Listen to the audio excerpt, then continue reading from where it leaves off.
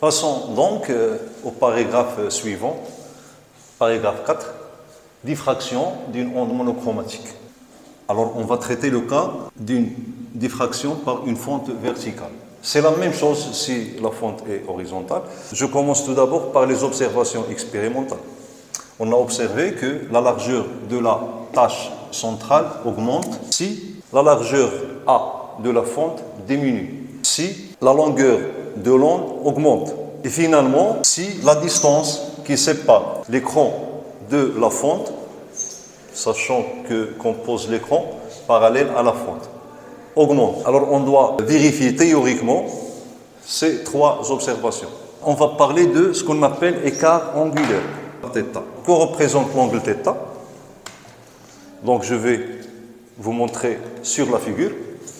Bon, on projette un faisceau laser, seulement la lumière qui tombe sur l'ouverture, ça veut dire sur la fente, qui passe et il subit une diffraction. Donc le phénomène de diffraction n'est observable que si la largeur de la fente A est comprise entre lambda et 100 lambda.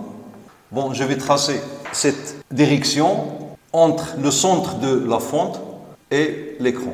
Là, j'ai la perpendiculaire. Je montre ici la largeur de la tache centrale. Et voilà. Voilà la tache centrale. Sa largeur, je vais le noter par grand L. Voilà l'écart angulaire θ. θ. On a le même écart angulaire. Alors, on a la relation suivante. θ égale à lambda sur A. Exprimé en radians. On n'a rien à montrer ici, donc c'est une relation qu'on ne peut pas démontrer pour votre niveau. Θ, c'est quoi? C'est l'angle entre le rayon qui passe par le centre de la tache et le rayon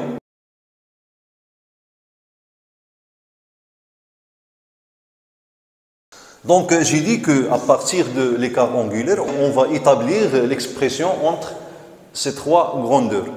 Ok. Et on va utiliser la géométrie tout simplement. Bon, la distance entre le centre de la tache et l'extrémité de la tache va être L sur 2.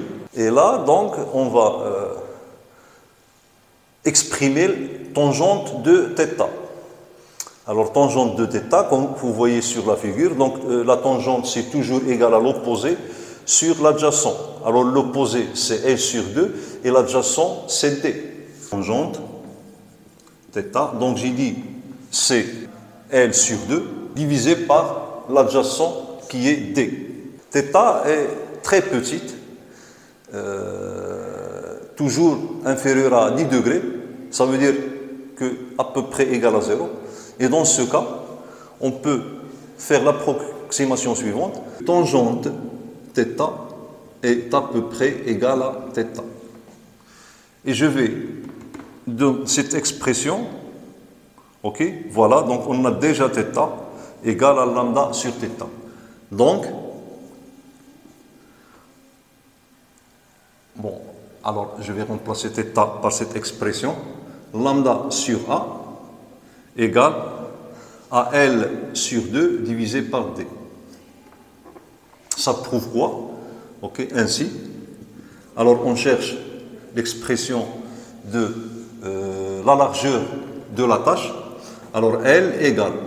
Ok, donc voilà. Alors 2, elle est au dénominateur. Ok, donc c'est 2 lambda D sur A. Alors voilà l'expression de la largeur de la fente en fonction de la longueur de la distance qui sépare l'écran de la fente et de A, la largeur de la fente. Revenons aux observations expérimentales. Donc vous voyez ici que cette largeur augmente si lambda augmente, si D augmente, ok, et si A diminue. Donc cette expression de L est conforme aux observations expérimentales.